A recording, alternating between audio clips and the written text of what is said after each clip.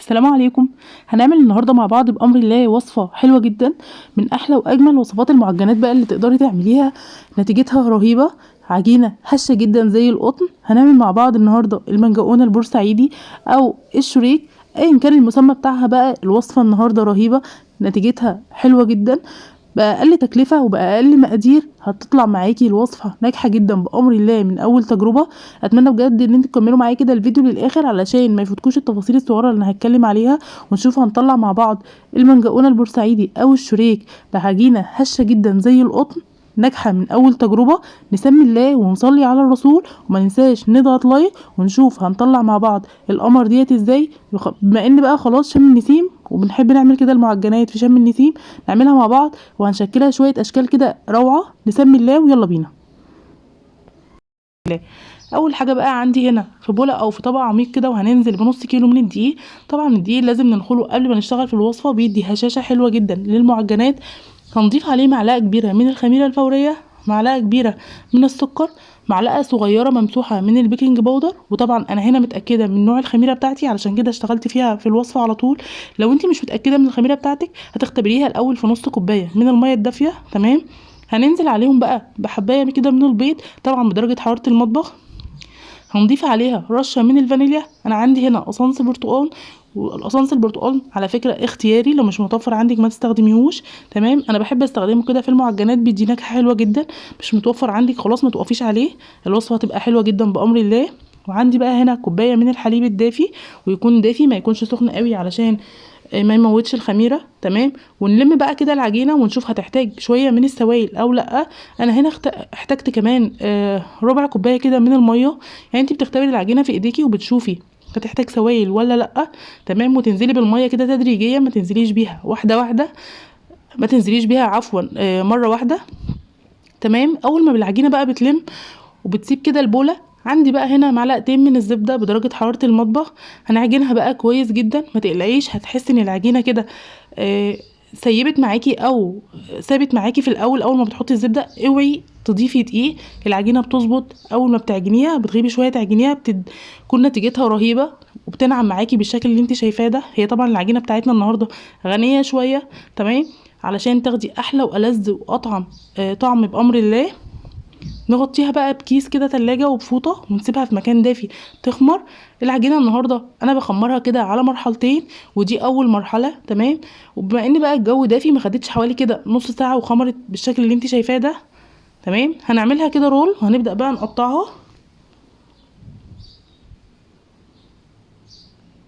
حاولي بقى تعملي الاحجام كلها كده متساوية. تمام. انا بقطعها كده يعني بالنظر كده، ما بوزنهاش.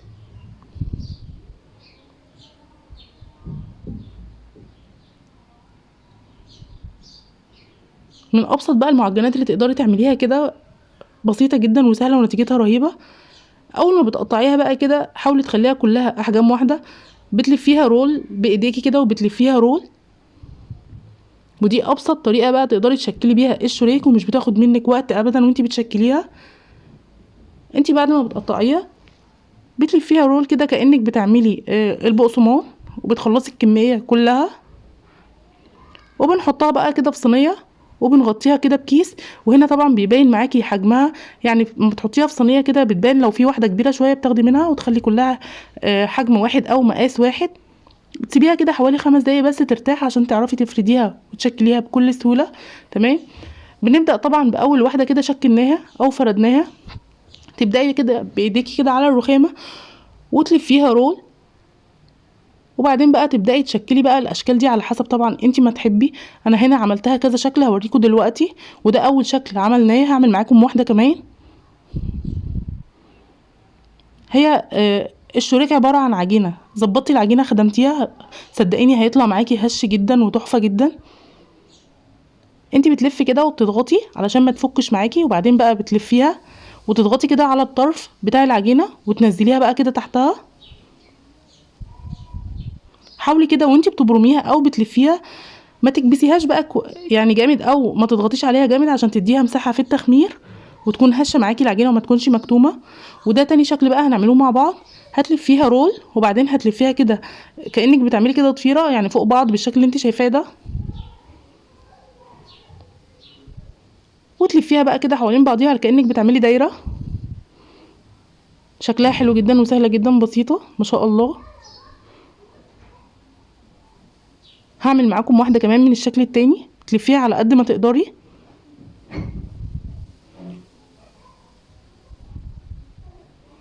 تضغطي بقى كده عليها من فوق بصباعك علشان تقدري تلفيها على بعضها، وتبدأي بقى تعمليها دايرة بتديكي بقى شكل الوردة في الاخر.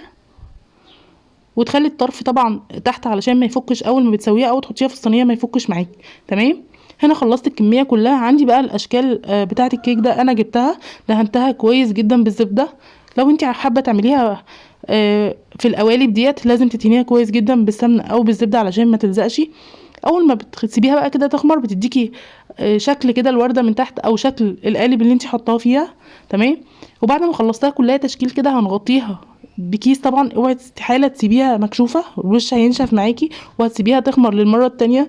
ما شاء الله شايفين حجمها تضاعف. طبعا بتسيبي مسافه بين كل واحده والتانية علشان اما حجمها بيزيد كده ما تلزقش ببعضها.